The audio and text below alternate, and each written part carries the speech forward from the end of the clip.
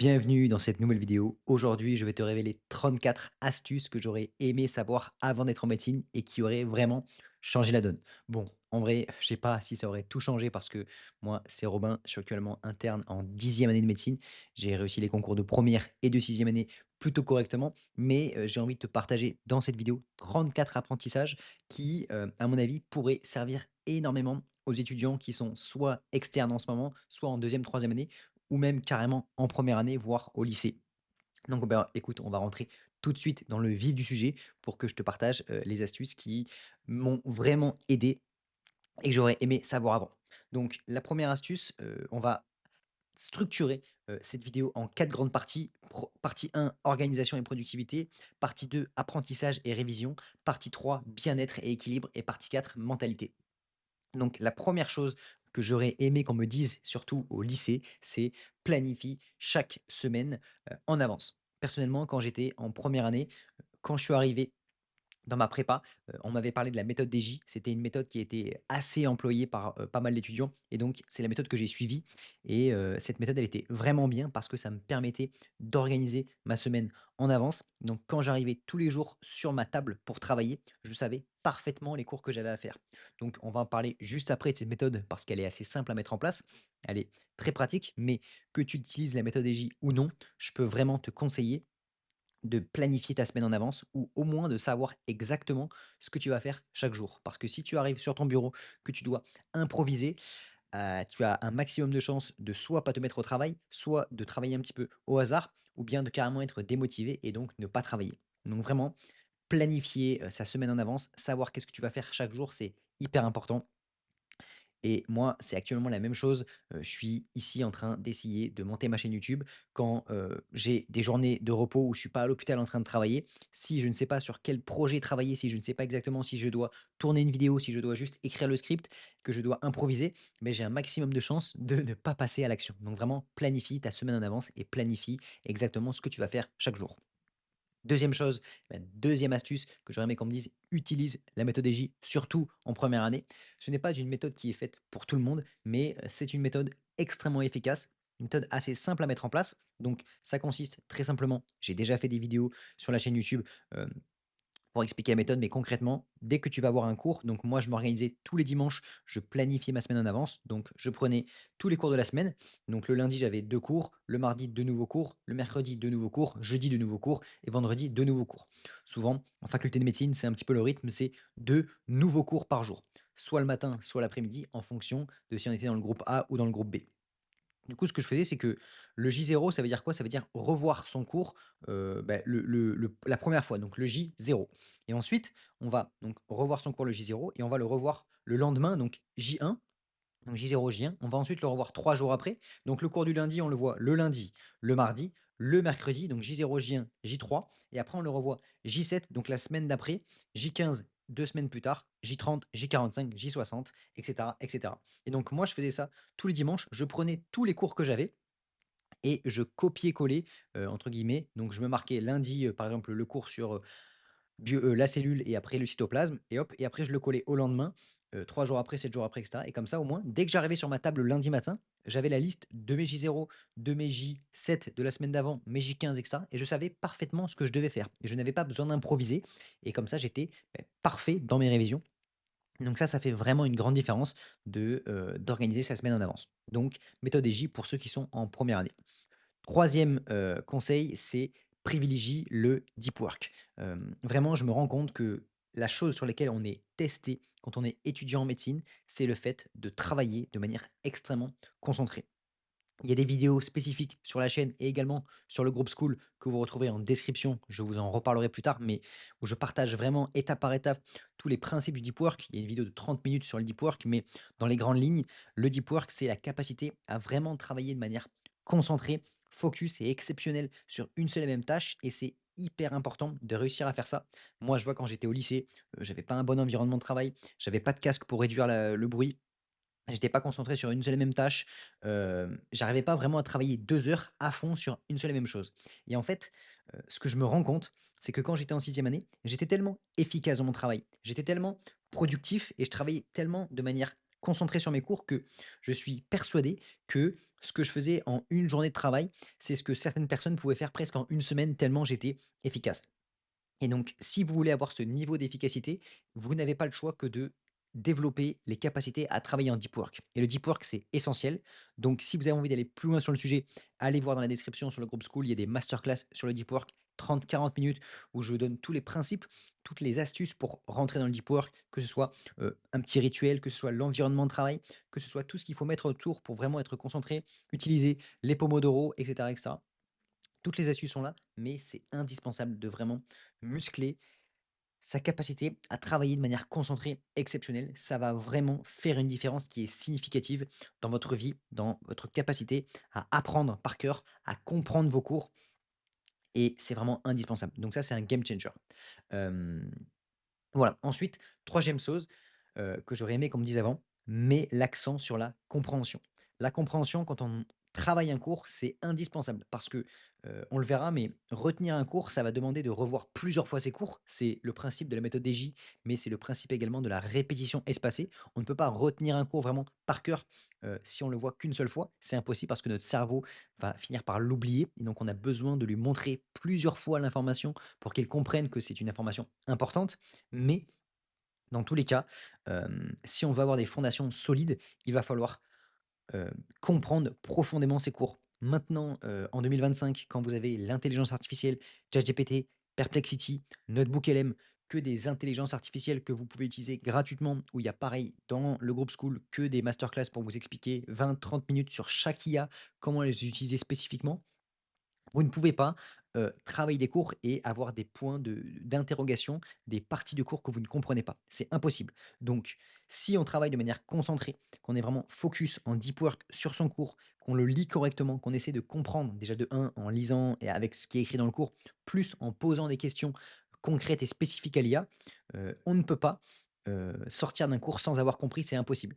Et à partir du moment où j'ai vraiment travaillé mes cours, en comprenant ce que je lisais, en essayant vraiment de décortiquer, de décomposer le cours en concepts et ensuite à la fin du cours, d'avoir vraiment cette vision globale sur le cours et donc d'avoir le plan du cours et de réussir à vraiment visualiser, OK, ça c'est l'introduction, ça c'est les différentes parties, ensuite il y a les différentes formules, voilà, moi, par exemple, en sixième année, sur les pathologies, donc imaginons sur, je sais pas, sur le cancer du sein. Cancer du sein, c'est quelque chose qui parle à tout le monde. OK, donc j'ai la vision sur l'épidémiologie, pourquoi les gens ont plus un cancer du sein que d'autres, qui en a, quels sont les facteurs de risque. Ensuite, quels sont les différents moyens de diagnostiquer, quels sont les différents moyens de traiter, quelles sont les différentes complications, et cetera, et cetera. Et donc, j'arrive à chaque fois à décortiquer, à avoir une vision globale sur le cours et ça vient de la compréhension. Donc c'est indispensable. Bien sûr, on va le voir plus tard, qu'il y ait des méthodes pour apprendre par cœur, mais lorsqu'on veut apprendre un cours, c'est comme quand on veut remplir un bocal. Quand on veut remplir un bocal avec des cailloux, on va pas mettre tout de suite les mini cailloux, parce que si on met que des petits cailloux, le temps qu'on remplisse, ça va mettre du temps. C'est long.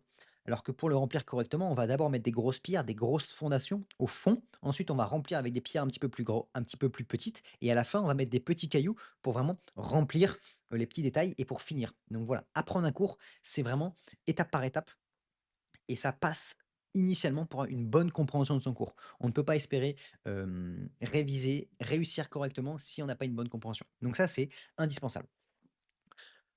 Cinquième chose, que j'aurais aimé qu'on me dise, c'est: «Achète un Pomodoro physique». Donc vous allez voir, on va, alterner entre des conseils qui sont pratiques et des conseils qui sont un petit peu plus de méthodologie. Mais, récemment, donc, je vous parlais du deep work qui est indispensable. C'est extrêmement important de travailler vraiment de manière concentrée et notamment pour travailler en deep work, le cerveau n'arrive pas à se concentrer pendant des heures et des heures d'affilée. Il a besoin de faire des petites pauses et il a besoin de surtout savoir à quel moment il rentre dans le deep work et à quel moment il en sort. Et donc moi personnellement, on en parlera aussi juste après dans l'environnement de travail, mais moi j'ai beaucoup travaillé avec un casque anti-bruit. Vous pouvez également travailler avec des écouteurs à réduction de bruit active comme des AirPods Pro, le casque, vous avez des casques Bose, vous avez des casques Apple, peu importe.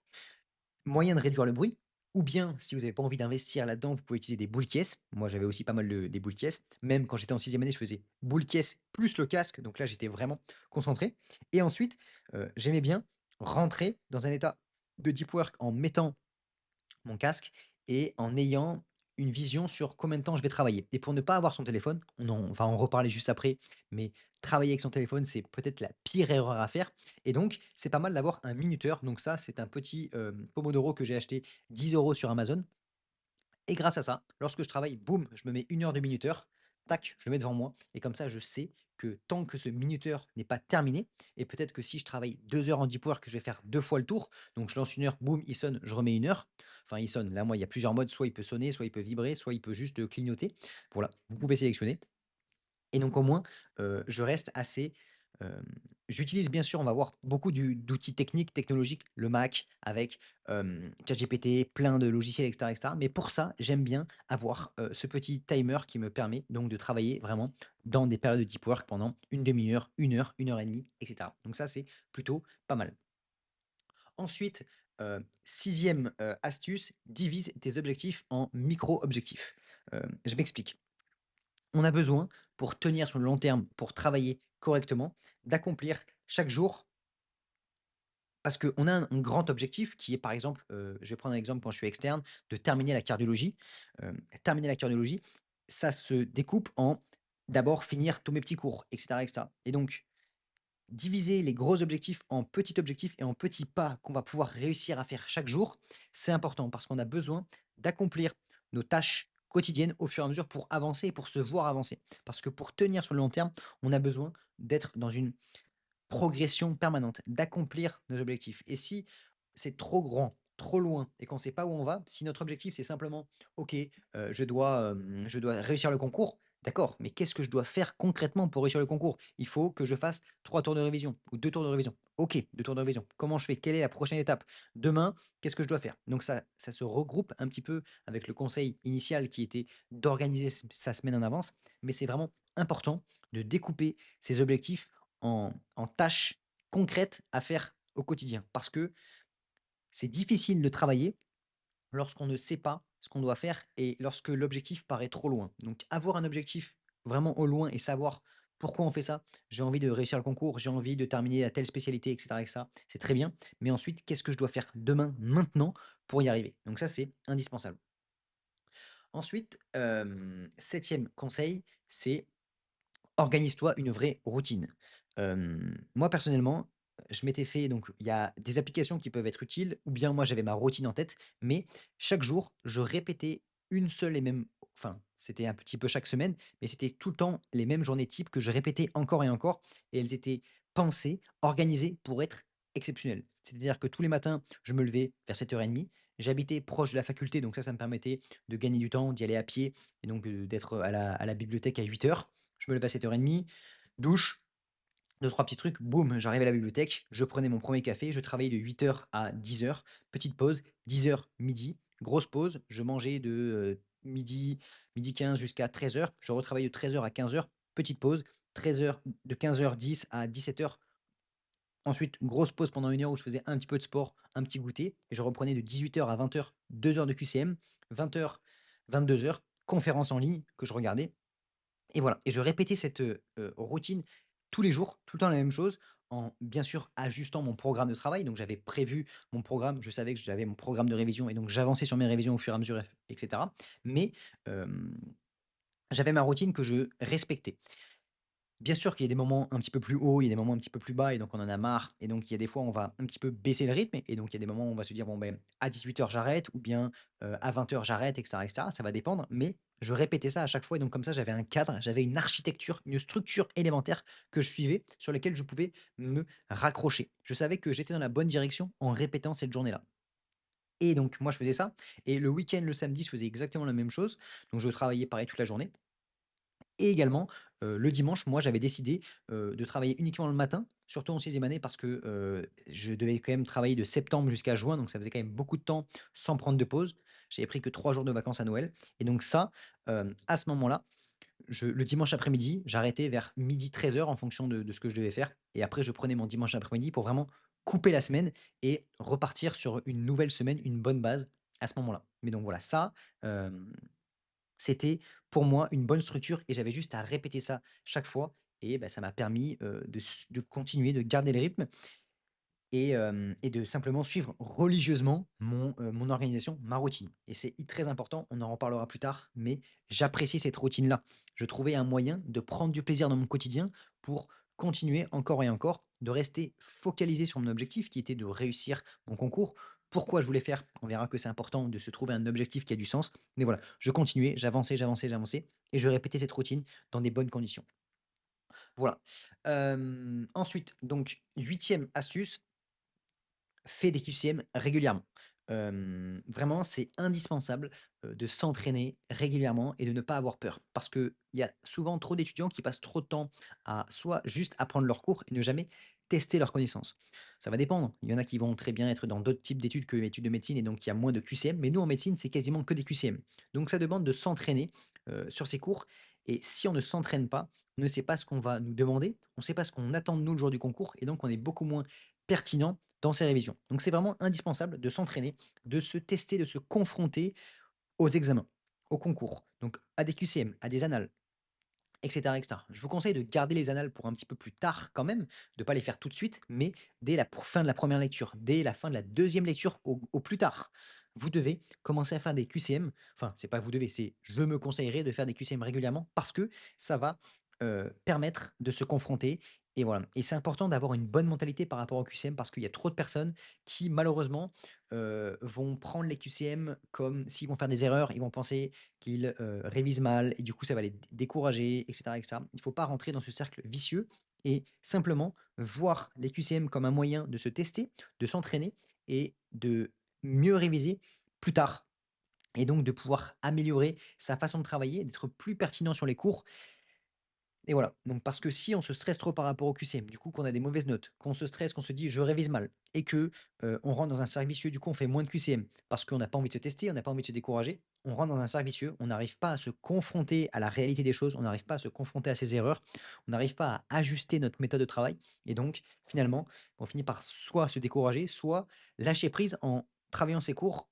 sans feedback. Donc c'est très important d'avoir du feedback. C'est comme si, vous étiez joueur de tennis et que vous vous entraîniez simplement à faire des coups droits, que vous fassiez jamais de match. Tant qu'on fait pas de match, on progresse pas dans le tennis de manière générale.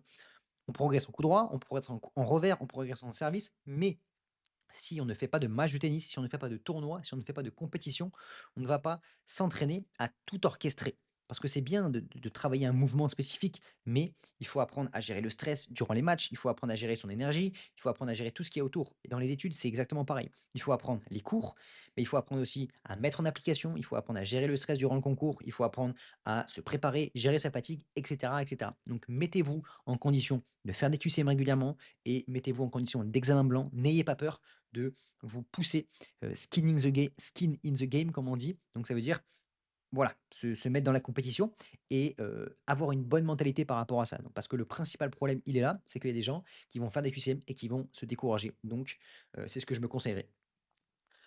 Voilà. Numéro 9, évite le multitâche. Franchement, se concentrer sur une seule chose de manière vraiment efficace, concentrée, c'est le plus important. Le deep work, je vous en ai parlé juste avant.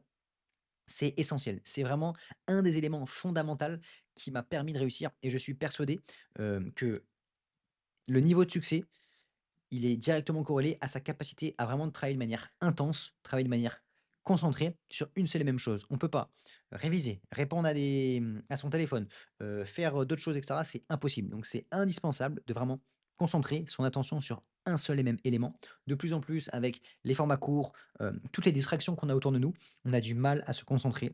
Mais vraiment, si vous portez votre attention là-dessus, vous allez voir que vous allez vraiment avoir des résultats qui sont significatifs par rapport à la moyenne et pour moi, c'était vraiment une vraie force, une vraie marque de fabrique, cette capacité à être full focus. J'avais mon casque, mes écouteurs, enfin mon casque, mes, boules qui et j'étais focalisé. Si vous avez besoin de rechercher des choses sur vos cours, de et cetera, vous utilisez ChatGPT. L'avantage de ChatGPT, c'est que ça ne va pas sur des sites, ça vous sort directement la réponse, donc vous n'êtes pas perturbé. Si vous avez besoin de faire des recherches web, vous utilisez Perplexity, donc allez dans la description, il y a le groupe School sur lequel j'ai fait des tutoriels détaillés sur Perplexity pour vous apprendre à utiliser les outils d'IA gratuitement et donc aller faire des recherches web, aller chercher, analyser des vidéos YouTube sans avoir besoin de les regarder, en ayant simplement le résumé par rapport à votre question. Et ça, c'est extrêmement puissant et je peux vraiment donc vous encourager à utiliser ça. Voilà, et ensuite, numéro 10, dégage ton téléphone. Voilà, ça vraiment, je sais pas où je l'ai mis mon téléphone, il est pas à côté de moi, mais vraiment, quand j'étais en première année, mon téléphone, il ne venait même pas avec moi à la bibliothèque. Heu C'était pas possible. Donc, quand j'étais en sixième année, je sais pas pourquoi je le prenais, quand même pour au cas où s'il m'arrivait un truc ou si j'avais besoin de contacter quelqu'un, mais mode avion dans le sac et je ne l'utilisais pas. Et je me rends compte en discutant avec des étudiants que c'est l'un des éléments majeurs du manque de réussite. C'est d'avoir trop de distractions, passer trop de temps sur les réseaux et de ne pas réussir à se libérer de son téléphone. Donc c'est vraiment indispensable. C'est vraiment indispensable de réussir à ne pas prendre son téléphone pendant ses révisions, à supprimer un maximum de distractions. On en reviendra, il y aura d'autres conseils là-dessus. Mais vraiment, heu, si vous voulez avoir un minuteur, boum, vous prenez ça. Soit moi je suis sur l'application, je suis sur mon Mac, j'ai l'application Flow, Flow. Pareil, c'est une application qui permet de lancer un pomodoro sur son téléphone et de sélectionner, un temps et ça va enlever les, notifications également. Donc moi je suis tout le temps en mode travail sur mon téléphone, même la journée je suis en mode travail. Si, hem j'ai besoin d'envoyer des messages et cetera et cetera. Je me réserve des plages. Je me dis, par exemple, de, 12:30 à 13 heures, j'ai le droit d'envoyer des messages ou bien le soir à partir de 20 heures, par exemple.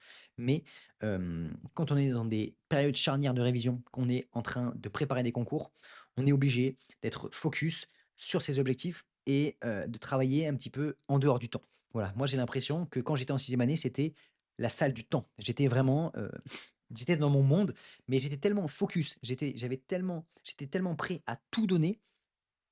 En fait, je pense qu'il y avait très peu d'étudiants qui étaient aussi déterminés à tout donner et j'étais prêt à tout et donc avoir ce téléphone avec moi, ce n'était pas quelque chose qui allait me permettre de réussir. Donc je l'ai pris et je l'ai enlevé. Donc ça, c'est vraiment indispensable.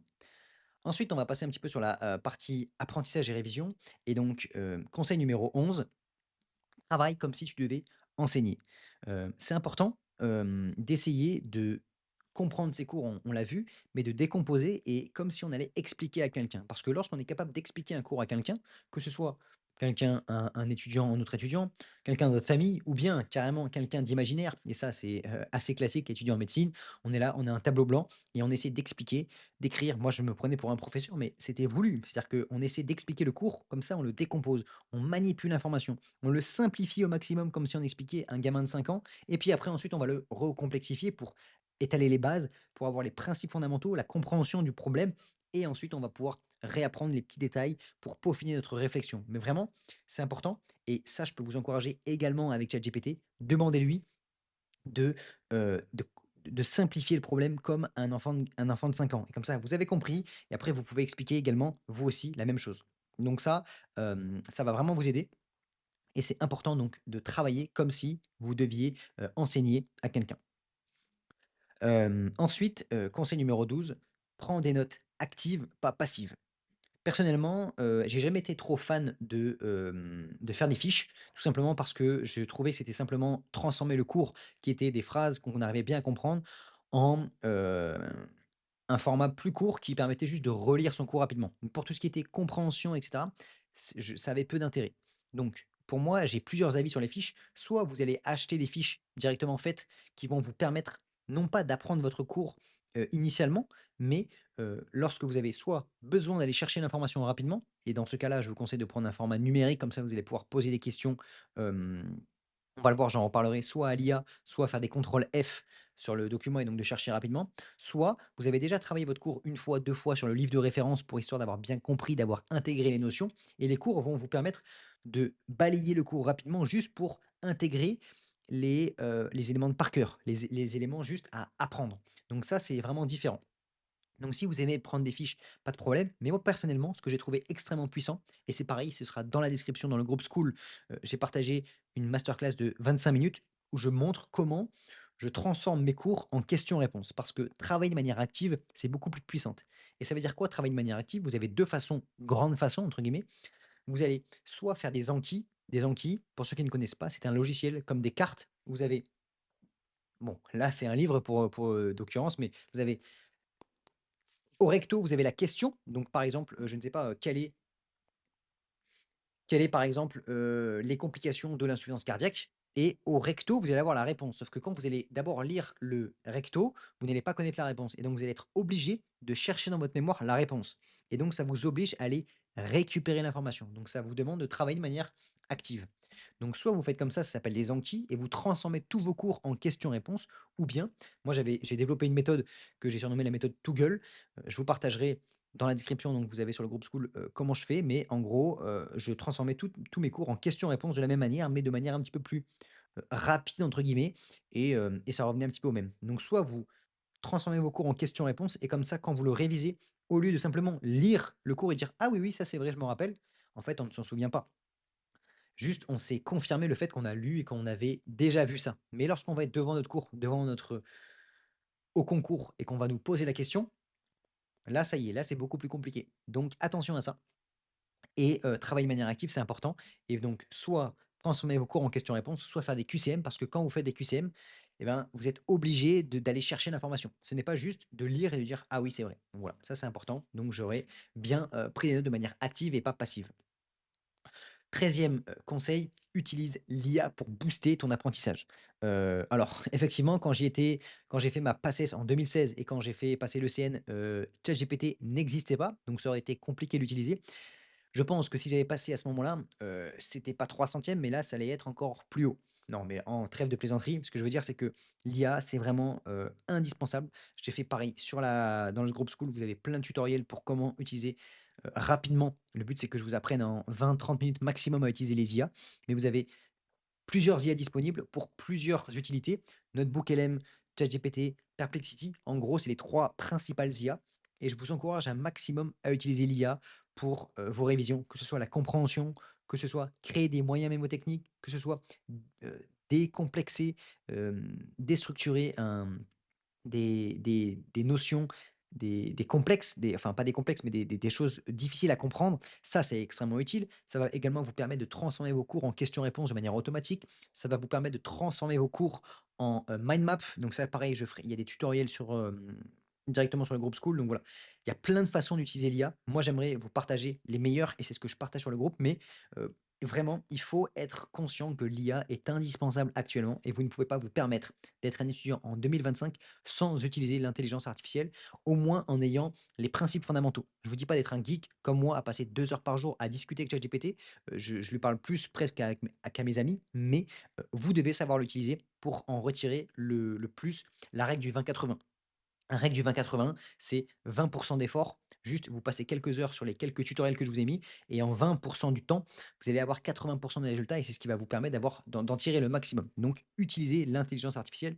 Il y a même des tutoriels pour utiliser un outil d'intelligence artificielle qui va analyser vos notes audio. Donc, vous allez pouvoir enregistrer vos cours en podcast et les transformer en audio, en texte. Donc, imaginons, au lieu d'être comme ça avec votre cours, vous enregistrez votre cours, une fois que vous avez une heure de cours, juste vous suivez, une heure de cours, boum, vous mettez votre fichier audio que vous avez mis dans le dictaphone en AirDrop. Lui, l'intelligence artificielle, il va analyser tout le texte et il va le transformer en cours. Et avec ChatGPT, boum, il va faire différentes parties partie 1, partie 2, partie 3. Ça, c'est quelque chose de majeur. C'est c'est fou, c'est fou. Donc vraiment, ça, c'est tout ce que je vous apprends et vous devez savoir faire ça parce que vous allez gagner un temps de malade. Hem, point numéro 14, je l'ai déjà dit, mais on va le redire parce que c'est trop, c'est teste-toi régulièrement en QCM. Il faut confronter ces révisions au QCM, c'est indispensable.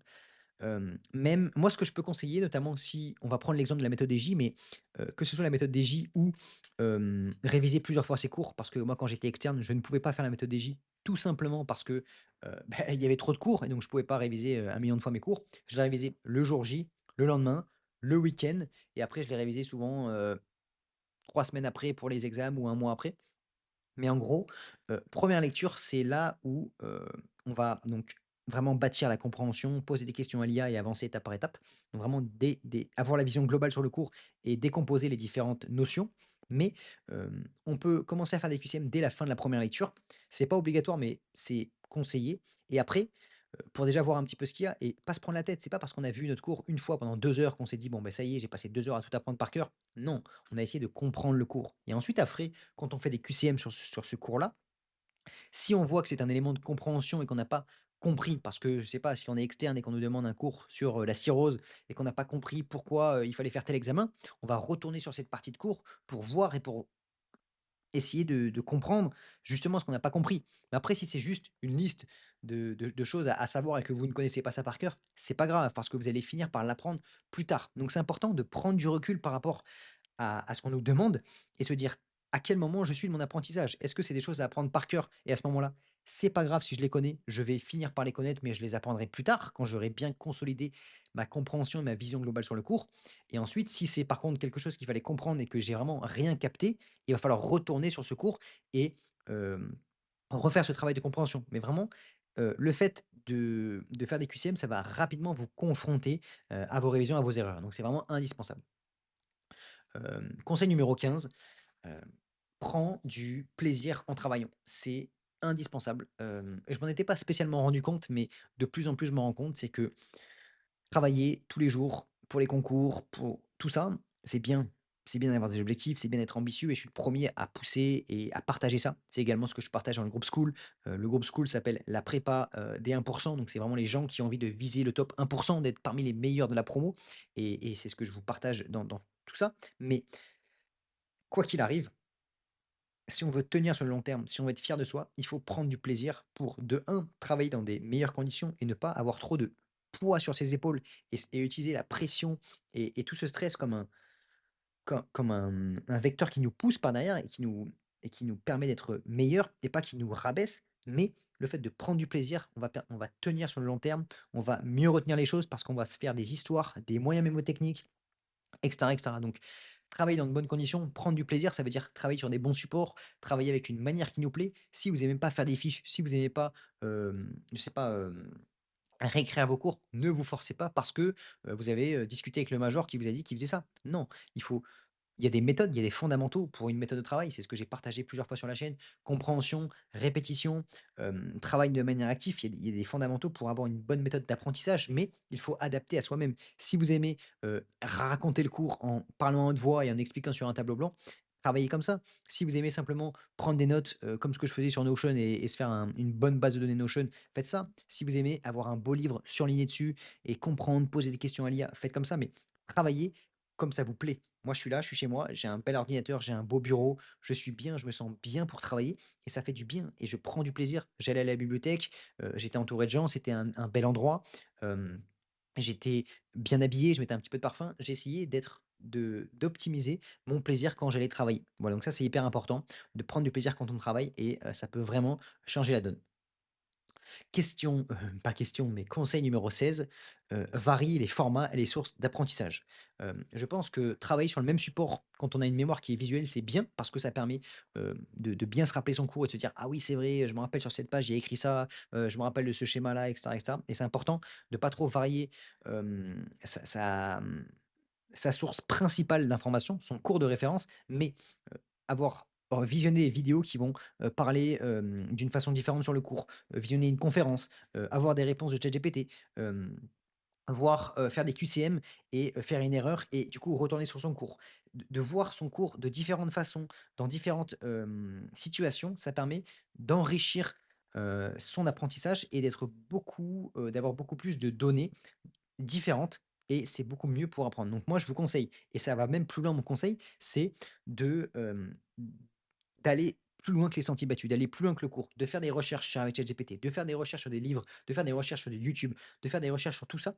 Avec tous les outils, Perplexity, et cetera, on peut vraiment réussir à aller beaucoup plus loin et je peux vous encourager un maximum à faire ça parce que déjà de un, on se rend compte de plus en plus dans les concours et cetera ou même dans les examens, des prépas et tout, il y a des questions qui sont des fois un petit peu on a l'impression qu'elles sont hors programme, mais ça, en fait, le jour du concours, vous allez pas vous plaindre, vous dire: «Ah ça, c'était hors programme». Les gens, ils s'en foutent complètement et donc ce qu'il faut, c'est que si vous allez plus loin, si vous allez un petit le but, c'est pas à chaque fois de dire: «Il y a le cours et je passe 2 heures de plus à faire des recherches». Non, mais si vous n'avez pas compris une partie du cours, si, il y a quelque chose, qui nous questionne, ne pas hésiter à aller un petit peu plus loin, ne pas hésiter à faire des recherches supplémentaires, de varier les formats pour, avoir une vision différente et finir par trouver la réponse qui nous intéresse et de retenir beaucoup plus facilement. Donc ça, c'est hyper important et c'est un conseil que j'ai pas entendu beaucoup, mais d'aller plus loin que les cours de référence et de dire: «Ah, ça c'est pas dans le cours, je m'en souviens pas». Non, des fois, il y a des éléments qu'on trouve en dehors du cours qui nous permettent de mieux comprendre notre cours. Donc voilà, ne pas hésiter à aller plus loin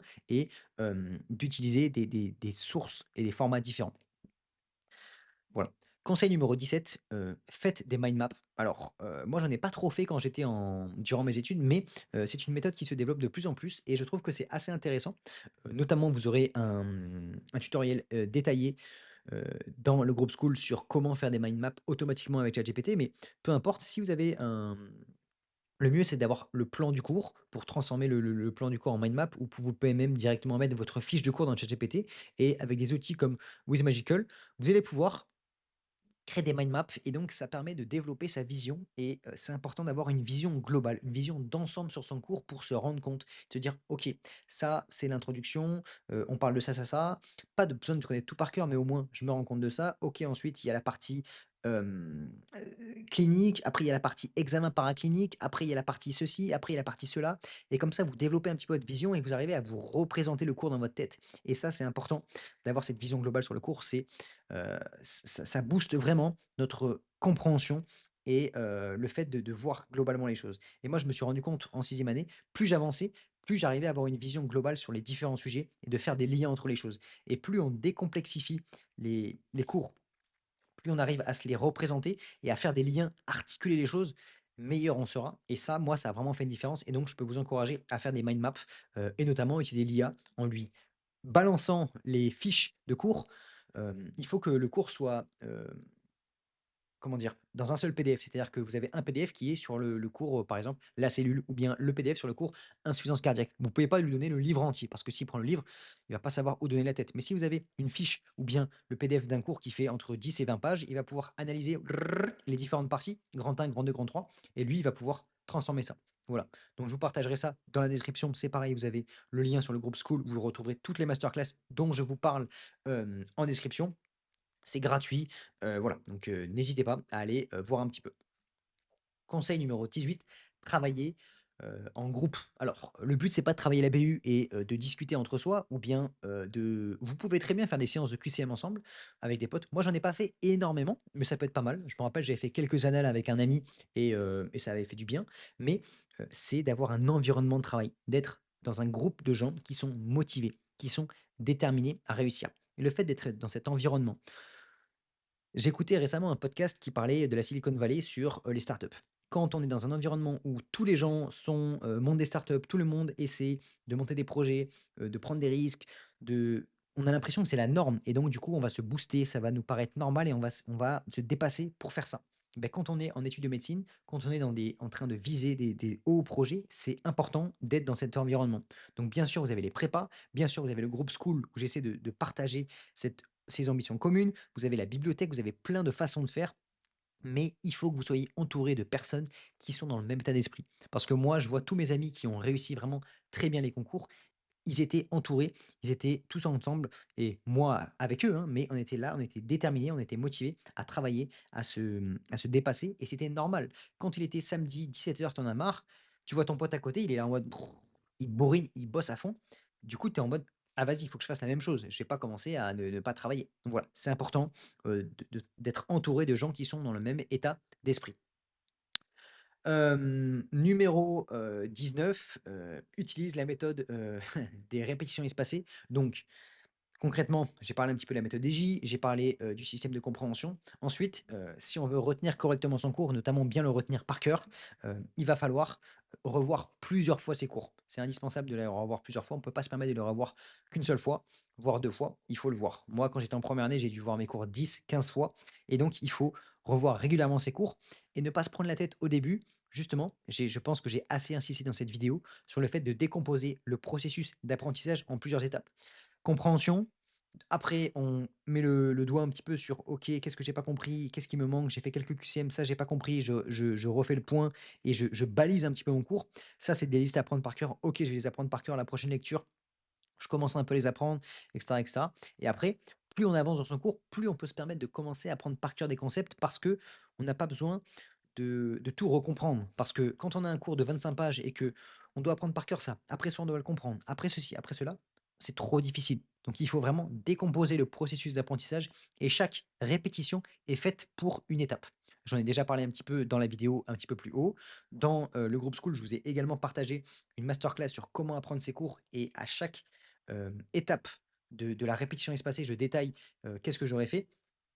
Donc d'abord, j'aurais essayé de comprendre, après j'aurais essayé de baliser, après et cetera et cetera. Après d'apprendre par cœur, de transformer les listes en, QI, enfin en Anki et cetera et cetera. Mais bref, donc vraiment utiliser la méthode de répétition espacée, plus ou moins avec des flashcards, avec des Anki ou bien avec la méthode, Toggle sur Notion que je vous partage. Mais voilà, vraiment décomposer le processus d'apprentissage en différentes étapes grâce à la répétition espacée. OK, donc troisième partie, équilibre et bien-être. On va voir donc le conseil numéro 20 et ce conseil, il est extrêmement important parce que, disons qu'il peut être négligé par les étudiants, c'est priorise, ton sommeil.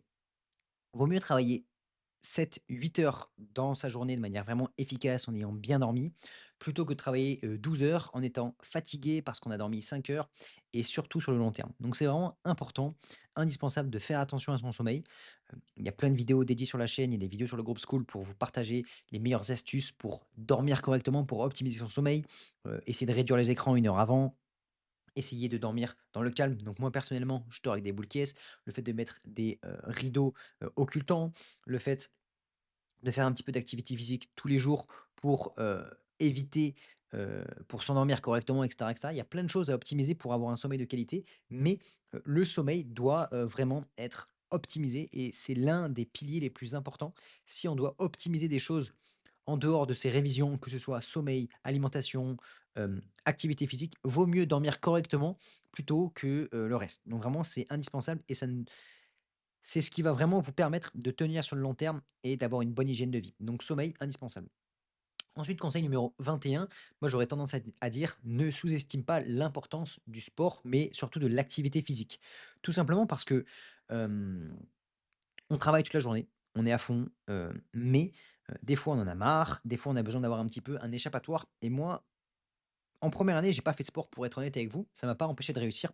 Mais en sixième année, je me suis mis à faire du sport en deuxième année, après la première année et je me suis mis à la musculation, deuxième, troisième, quatrième année, cinquième année et en sixième année, je pense que je n'aurais pas pu réussir aussi bien si je n'avais pas fait du sport régulièrement, si je n'avais pas, eu une bonne hygiène de vie et donc faire du sport, ça va vous permettre d'avoir un meilleur sommeil, ça va vous permettre de mieux manger parce que vous allez avoir envie de manger correctement, pour honorer un petit peu le sport que vous faites. Donc vraiment, faire du sport, ça doit faire partie, de votre quotidien et hem et en fait, il faut essayer de faire du sport facilement. Le but, c'est sûr que si vous allez devoir faire 20 minutes de voiture pour aller au sport, que vous allez à la salle, que c'est blindé et cetera, c'est pénible. Mais moi, en sixième année, c'était le couvre-feu, donc les salles étaient fermées. J'ai fait du sport sur ma terrasse, je m'étais acheté quelques haltères, je faisais quelques pompes, quelques tractions. Ça suffisait déjà pour avoir une bonne dynamique. Vous pouvez très bien aller marcher et vous mettre un podcast, vous pouvez très bien aller courir, vous pouvez très bien faire du yoga, du pilates, de la musculation, du poids du corps. Mais faire un petit peu d'activité physique tous les jours, c'est déjà bien et voilà, donc ne pas négliger l'importance de faire du sport. Il y a plein d'étudiants qui me disent: «Je vais rentrer en première année, je vais rentrer en sixième année, je vais rentrer en quatrième année. Est-ce que je dois arrêter le sport?» Moi, j'ai envie de te dire: «Non». Bien sûr qu'on va pas pouvoir en faire peut-être tous les jours pendant 1 heure, mais en faire 3 fois dans la semaine, 1 heure dans la journée, c'est, quelque chose qui va être rentable sur le long terme et je pense qu'on ne peut pas regretter de se dire, «J'ai fait un petit peu de sport pour rester motivé et pour bien travailler», en se disant: «Ah, j'aurais pu plus travailler». Je pense que dans ce sens-là, ça marche pas trop. Évidemment, si vous faites 2 heures de sport par jour, oui, on peut pas réussir, mais le sport doit être un soutien, pour vous aider à mieux réviser, pour vous motiver à bien travailler la semaine, pour vous donner de la meilleure énergie et d'être dans une bonne dynamique. Donc vraiment, le sport pour moi ne doit pas être négligé. Conseil numéro 22, déconnecte-toi des réseaux sociaux. Personnellement, quand je suis, dans les années concours, première année, sixième année, c'est les années où je suis le moins connecté. Moi, quand j'étais en sixième année, j'avais désinstallé, Insta, TikTok. Bon, à l'époque, pour l'histoire, j'avais carrément quitté ma copine parce que, je devais être full concentré. Mais c'était un extrême un petit peu. Il y avait aussi un contexte qui fait que si je voulais réussir, j'avais besoin d'être un petit peu tout seul dans ma bulle. Mais ce que je veux dire, c'est que il faut être prêt à faire les sacrifices nécessaires pour réussir et déconnecter des réseaux sociaux. Moi, il y a une vidéo que je vous mettrai en description, une vidéo de motivation un petit peu à l'américaine, mais c'est le titre de la vidéo, c'est Work in Silence, ça veut dire travail en silence. Ça veut dire mets-toi dans ta grotte, travaille dans, en fait, il faut disparaître, que les gens ne nous voient plus, on sait plus ce qu'on fait, les gens savent plus ce qu'on enfin les gens qui sont pas en médecine, qui sont pas avec nous à la bibliothèque, ils ont plus de nouvelles, mais c'est parce qu'on est en train de charbonner fort et le moment où on aura terminé et qu'on va sortir des gros classements, qu'on va montrer qui c'est la bûche, c'est là où les choses vont se passer. Mais on peut pas être tout le temps en train de là, sur les réseaux, s'informer de ce que font les gens et cetera et réussir de manière significative. Il faut savoir prendre du recul, se déconnecter, mettre les efforts nécessaires. Il faut Moi, je vous partage une philosophie où il faut essayer de travailler dans de bonnes conditions, travailler en prenant du plaisir, en essayant de se dépasser, en étant fier de soi. Mais il y a un moment, il faut savoir être dur avec soi-même, il faut savoir être déterminé et on ne peut pas réussir à avoir des résultats qui sont significatifs sans effort et sans sacrifice, au-delà de la moyenne. Et donc ça, c'est important à prendre en compte, c'est important à intégrer et se déconnecter des réseaux, ça en fait partie. Donc je vous invite vraiment à bon, là, disons que j'ai pas l'exemple parce que j'ai pas le téléphone avec moi, mais vous prenez le téléphone, vous le balancez, et let's go. Et là, je vous dis les réseaux, mais c'est pareil pour les jeux vidéo. Si vous êtes au lycée, si vous êtes voilà et que vous avez des jeux vidéo, vous prenez, vous balancez et on verra quand vous êtes plus loin. Quand vous êtes passé en deuxième année, déjà, vous êtes beaucoup plus tranquille. Donc, vous pouvez retourner entre guillemets à une vie lambda, mais quand vous êtes dans des années concours, quand vous avez vraiment envie de vous dépasser, de réussir de manière significative. On ne peut pas espérer, faire comme tout le monde, on ne peut pas espérer passer son temps sur les réseaux. Voilà, il faut se déconnecter, être dans sa bulle et c'est indispensable. Voilà. Hem, conseil numéro 23, apprendre à dire non. C'est quelque chose qui n'est pas toujours facile à faire. C'est quelque chose je pense que ce n'est pas un conseil banal, que tout le monde vous dira, mais apprendre à dire non, que ce soit, à ses anciens potes du lycée, parce que, qui nous disent: «Viens, on va se faire un foot le samedi», alors que vous avez envie de bosser.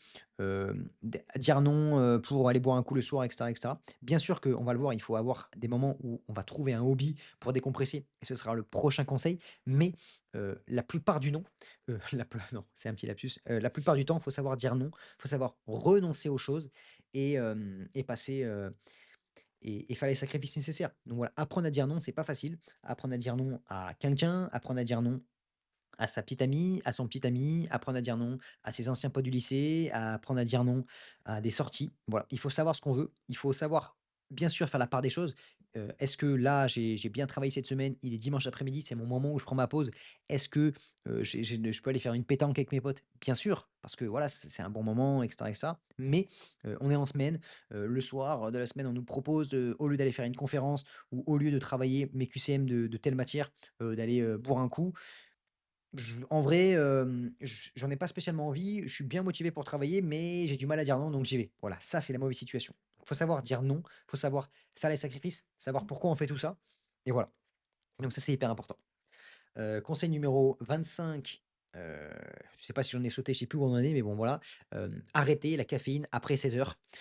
Personnellement, ça va dépendre des gens. Il y a des gens qui vont être plus sensibles que d'autres à la caféine, mais le café après 15-16 heures, ça va entraver, vraiment votre capacité à vous endormir, votre capacité à avoir un sommeil qui est récupérateur, donc je vous conseille. Après voilà, ça va dépendre des gens, hein. Il y en a qui vont prendre du café à 16 heures et qui vont parfaitement dormir. Moi, si je prends du café après 12:00-13 heures, j'ai du mal à dormir correctement et donc voilà, c'est pas en prenant 4-5 cafés par jour, toute l'année qu'on va réussir à travailler correctement. C'est simplement, heu, masquer, le carnage. Donc je vous conseille de plutôt moi personnellement avec 2 cafés par jour, je suis très bien et au-delà de 3, je trouve que ça commence à faire beaucoup, 3 longs. Voilà, vaut mieux dormir correctement, s'endormir correctement et travailler bien toute la journée avec 2-3 cafés maximum plutôt que de dormir 5 heures, 6 heures, de prendre 5 cafés et d'exploser en vol. Voilà, sommeil de qualité et café après 14-15 heures maximum, ça dépend de vous. Mais si vous voyez que vous avez du mal à vous endormir, du coup le matin vous êtes fatigué, cercle vicieux, vous prenez un week-end, vous arrêtez le café tout le week-end, comme ça vous dormez correctement et après à partir du lundi, on se relance dans un bon rythme. Voilà, il faut casser le rythme infernal. Conseil numéro 26, trouver un hobby pour décompresser. Donc il faut savoir, déconnecter quand même, avoir une autre chose que les études, la médecine et cetera en permanence. Moi personnellement, c'était la salle de sport, c'était la nature, voilà. Le week-end, j'aimais bien décompresser, aller marcher en nature, souvent le dimanche après-midi, faire un petit peu de sport en semaine. Hem, Voilà, ça fait du bien, ça fait du bien. Il faut trouver les bons hobbies. C'est sûr que, aller sur les réseaux, c'est pas un hobby, c'est juste une addiction. Aller boire un peu des coups avec ses potes, bien sûr, ça fait du bien et ça décompresse, mais, c'est pas juste si c'est juste pour se mettre une murge, c'est pas exceptionnel. Donc voilà, il faut trouver le bon équilibre, hem et trouver des hobbies qui sont de qualité, qui vont vous permettre de vraiment vous épanouir, de vraiment prendre un petit peu de recul, décompresser et ça fait du bien. Voilà et il faut pas avoir peur, voilà, moi j'ai fait ça pendant toute ma sixième année, tous les dimanches après-midi je travaillais pas, je prenais du temps, je voyais un peu des amis des fois de temps en temps, mais ça me permettait de couper et il faut savoir quand même couper de temps en temps. C'est pas celui qui travaille le plus, enfin si quand même, mais c'est celui qui arrive à trouver dans cet extrême, l'équilibre pour ne pas passer de l'autre côté et tellement travailler qu'on finit par exploser, en avoir marre et avoir envie de tout balancer. Voilà, donc c'est important d'être ambitieux, d'être prêt à mettre les sacrifices nécessaires, à tout donner, mais à réussir quand même à avoir, des petites soupapes de décompression quand c'est nécessaire. Conseil numéro 27, on commence à approcher un petit peu de la fin. Conseil numéro 27, pratique le journaling. Alors, disons que c'est quelque chose que j'ai découvert, je vais pas dire récemment parce que dès ma deuxième année, j'ai commencé à faire du journaling. Ça consiste très simplement en ayant un petit journal sur lequel on écrit régulièrement. Ça peut être des choses simples, ça peut être écrire 2 minutes par jour. Moi, personnellement, je préfère et j'aime bien écrire le matin, mais c'est mon propre journal. Il y a personne qui le lit, il y a personne qui va me juger sur ce que je vais écrire. Vous êtes la seule personne qui lit ce journal et voilà, ça me permet de me reconnecter à mes ambitions profondes, de me reconnecter régulièrement à tout ça, de me relire des choses, de me relire mes objectifs, de savoir pourquoi je fais ça? Où est-ce que j'en suis? Et donc de vraiment faire un point régulièrement. Ça peut être des fois 2 minutes, des fois j'ai besoin d'écrire plus et j'écris 10 minutes. Ça va vraiment dépendre des moments, mais c'est devenu pour moi vraiment ce petit moment quotidien où je me recentre sur moi, j'ai le temps de prendre un petit peu, de recul et moi j'adore personnellement. Il y a beaucoup de bienfaits qui sont écrits, le fait d'écrire ses pensées, tout ça. Je peux vous conseiller une application, il y a aucun sponsoring, mais je l'application, il y a une version gratuite qui suffit largement que moi j'utilise. L'application, c'est Stoic, Stoic et comme ça vous permet aussi de marquer les émotions que vous êtes en train de vivre, comment vous vous sentez, qu'est-ce que vous avez envie de faire et donc de un, ça peut vous permettre d'écrire ce que vous allez faire aujourd'hui, de marquer concrètement noir sur blanc, qu'est-ce que vous allez faire pour accomplir vos objectifs et également, de marquer vos réflexions noir sur blanc et je trouve que c'est vraiment extrêmement bénéfique pour la santé mentale. Donc voilà, pratiquer le journaling, moi ça je vais pas dire changer ma vie, mais c'est quelque chose qui est vraiment ancré dans ma vie et je ne pourrais entre guillemets plus, enfin c'est un besoin. Voilà, c'est un besoin mais bénéfique bien sûr, ce n'est pas une addiction, messieurs dames. Voilà et après, conseil numéro 28, c'est un tout petit peu redondant avec le hobby, mais fixe-toi des moments de off. Il faut savoir, recharger ses batteries de temps en temps. Il faut savoir, décompresser tout en trouvant ce bon équilibre, parce qu'en fait, le vrai problème, c'est, cette petite voix qui nous dit: «Ah ça va frérot, tu as bien travaillé aujourd'hui, tu peux, te mettre un peu sur le téléphone» et cetera. Sauf que des fois, il y a pas c'est juste la flemme et des fois, vous avez beaucoup travaillé et vous avez le droit d'avoir ces petits moments. Parce qu'il faut savoir se récompenser. Si on ne se récompense pas et qu'on est tout le temps en train de tryhard, tryhard, tryhard, tryhard et qu'il y a pas des petits moments de récompense, mais des récompenses de qualité, pas des récompenses juste en mode, vas-y scroller, scroller, scroller, des récompenses de qualité, des bonnes récompenses, je referai une vidéo détaillée, vraiment là-dessus, sur comment, réussir à prendre du temps de pause de qualité pour pouvoir tenir sur le long terme, se récompenser correctement. Je trouve que c'est hyper intéressant comme travail. Donc il y aura tout dans le groupe school, je ferai une masterclass dédiée là-dessus, mais il faut savoir prendre des moments de pause. Moi, je vois les gens qui sont trop stressés à l'idée de prendre la moindre, le minute de pause, c'est pas souvent ceux qui réussissent le mieux. Moi, personnellement, j'avais énormément travaillé, bien sûr, en sixième année, mais je travaillais pas non plus enfin si, quoique, je travaillais de 8 heures à 22 heures tous les jours, mais je prenais mes dimanches après-midi et j'arrivais à ne pas stresser par rapport à ça. Voilà et moi j'ai des histoires de gens qu'on m'a dit: «Elle travaille», c'est bon, je vais pas caricaturer, mais c'est des filles, on va me dire: «Elle travaille de 8 heures à 23 heures tous les jours, elle prend pas de pause, elle a pas pris de vacances pendant 1 an et au final, le jour du concours, ça finit 8 millième et ça parle chinois».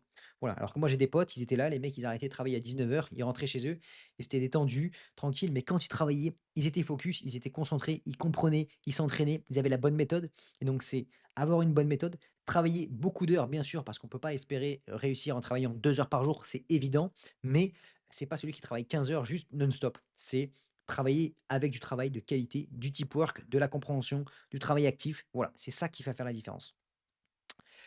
Et donc on arrive sur les derniers conseils, un petit peu sur plus sur le concept de mentalité, de mindset.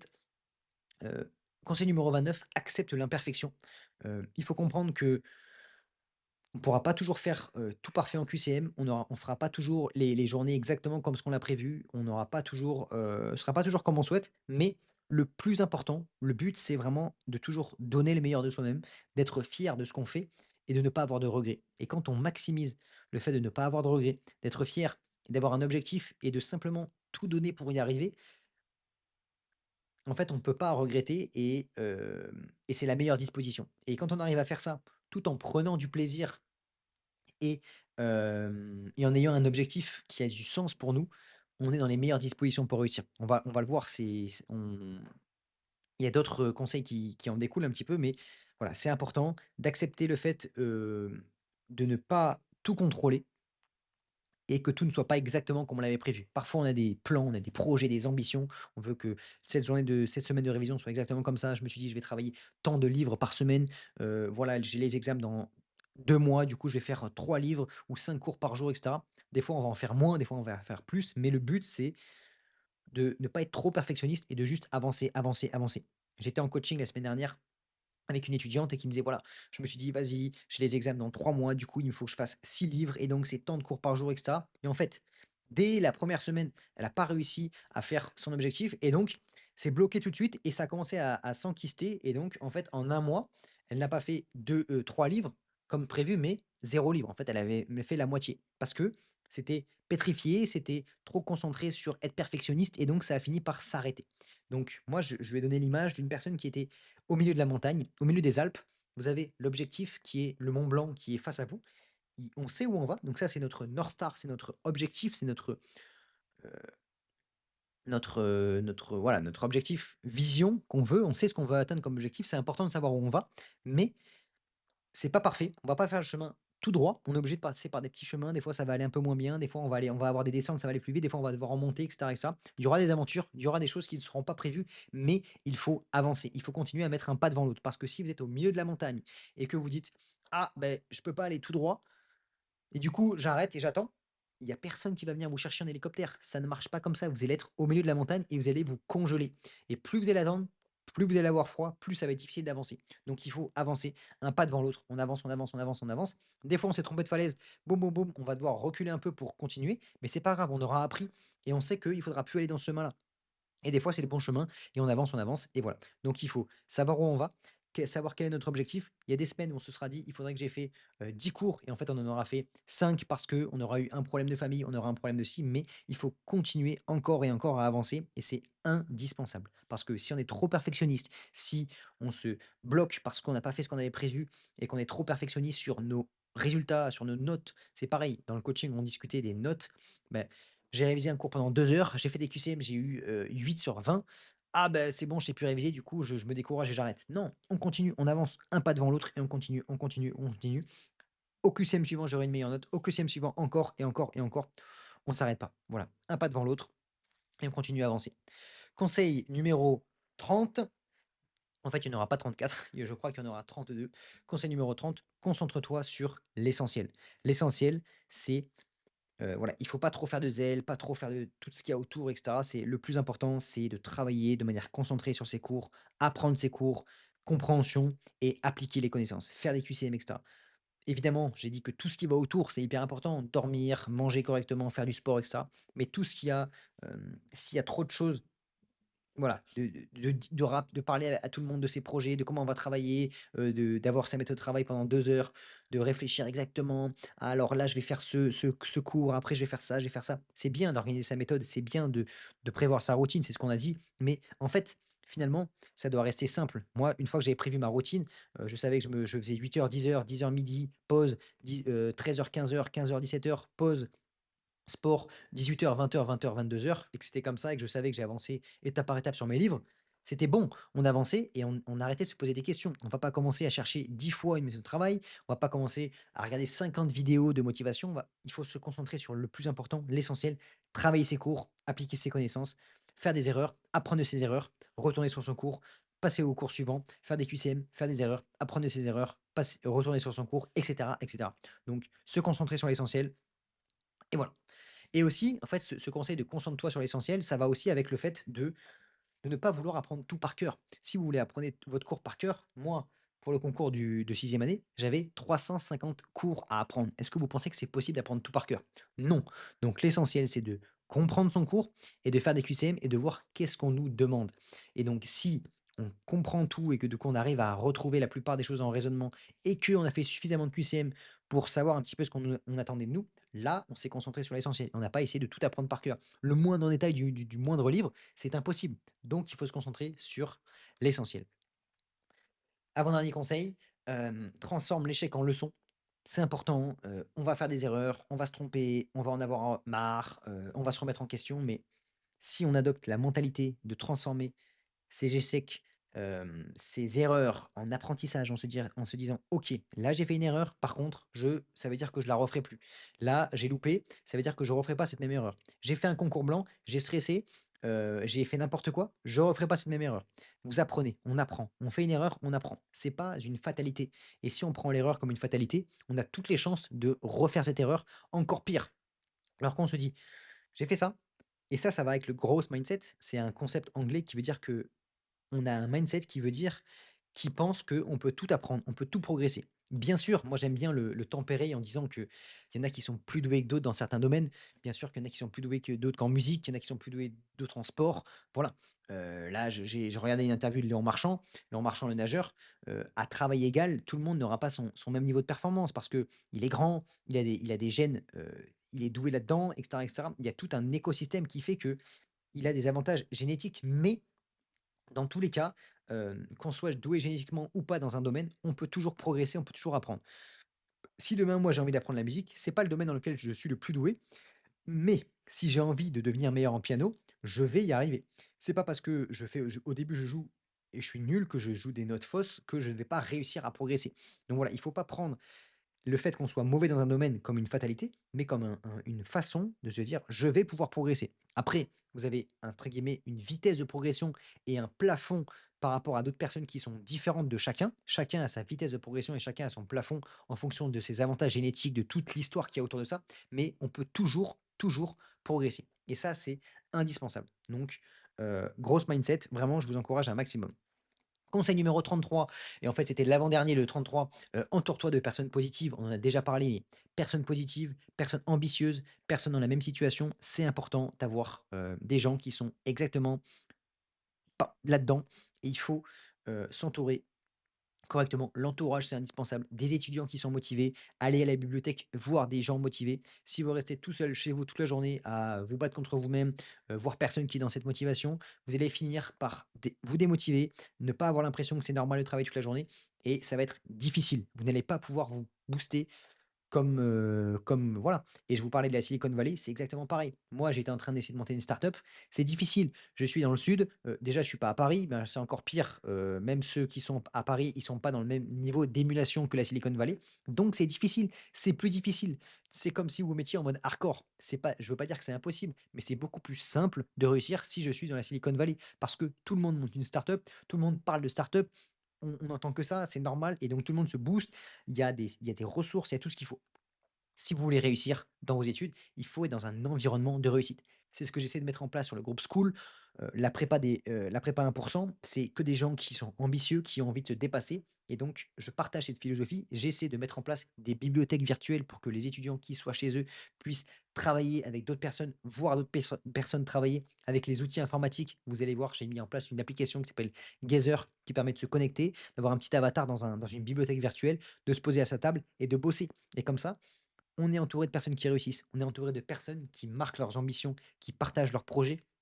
J'ai envie de terminer dans le top 500, j'ai envie de faire ci. Aujourd'hui, cette semaine, j'ai travaillé comme ça. Voilà, on partage nos ambitions. Vous avez également la même chose dans les prépas classiques, mais c'est ce que j'ai essayé aussi de partager dans le groupe School. Donc, n'hésitez pas à aller faire un tour dans la description. Groupe School, groupe gratuit, groupe de motivation pour tous les étudiants qui ont envie de se booster. Moi, je suis là pour vous partager. Moi, je suis plus en train de faire mes études, entre guillemets, mais je suis en train d'apprendre la radiologie ostéo-articulaire. Voilà, je me booste, je m'entoure de personnes qui sont ambitieuses. J'essaie d'aller à des congrès, j'essaie de faire des choses pour me booster et pour être entouré de personnes qui soient motivées, qui soient performantes. Voilà, donc ça, c'est important. Et dernière chose, dernier conseil, rappelle-toi pourquoi tu fais tout ça. Je vous referai une vidéo pour vous parler de la philosophie du surétudiant, cette philosophie de se dépasser, d'être fier de soi, d'accomplir sa volonté de puissance. Mais déjà, ce qui est important, c'est de garder son objectif final en tête. Pourquoi je veux faire ça? Pourquoi c'est important pour moi de devenir médecin? Pourquoi c'est important pour moi de réussir mes études? Pourquoi c'est important pour moi, de devenir cardiologue, ophtalmo et cetera? Peu importe, mais voilà, travaillez sur pourquoi vous voulez faire ça, quel est votre objectif et gardez cette, North Star, donc cette étoile dans le ciel qui vous guide et ça vous permet de tenir sur le long terme. Plus le fait de faire un peu de journaling régulièrement, plus appliquer tous les conseils qu'on vient de voir. Voilà. J'espère que cette longue vidéo vous aura plu. J'essaie de faire sur cette chaîne un maximum de vidéos de qualité comme ça où on va pas de cut, on s'y prend, boum, j'allume ma caméra et je vous partage pendant 30, 40, 50, 1 heure du contenu sur mes retours, sur tous les conseils que je peux vous donner. Et voilà, si ça vous a plu, n'hésitez pas à vous abonner, à rejoindre le groupe School qui est directement dans la description où je partage des masterclass sur les IA, sur apprendre ses cours, sur la mentalité, sur plein de choses. Je fais des cours aussi sur toutes les maladies grâce en radiologie. Donc voilà, je vous partage énormément de choses. Le but ici, c'est de vous apporter un maximum de valeur et de tirer les étudiants vers le haut. Parce que moi, ce qui me motive, en fait, ce qui me plaît, c'est d'avoir des projets, des ambitions et de me dépasser pour. Et tout ça, c'est que entouré de personnes pour un objectif précis. Parce que sinon, si je fais pas ça, je me mets sur mon téléphone et je joue et je m'en fous, en fait. Et si j'ai pas ces ambitions, ces projets-là, je meurs intérieurement, en fait. Et donc, c'est pour ça que je partage tout ça sur YouTube pour attirer des gens dans mon, non pas dans ma chute, mais dans mes projets. Et donc voilà, donc si je peux partager cette ambition, partager cette motivation, c'est tout ce que je ferai et donc vous encourager à faire la même chose dans vos études, dans vos projets et aussi vous partager les apprentissages que j'ai pu avoir, beh, durant mes années d'études et et voilà, donc je vais essayer de partager plus de vidéos, plus longues comme ça, plus authentiques, avec vraiment des conseils à appliquer. Donc cette vidéo était longue, c'est pas facile de tout appliquer, mais voilà, j'essaie, essayer soit de balancer la vidéo dans ChatGPT et de lui dire, «Résume-moi tous les contextes» ou «Donne-moi quelque chose à appliquer concrètement», mais si vous avez retenu un ou 2 choses, 1 ou 2 choses de cette vidéo, c'est déjà génial. Abonnez-vous, rejoignez le groupe School. C'était Robin, je vous souhaite plein de bonnes révisions et à la prochaine. Ciao.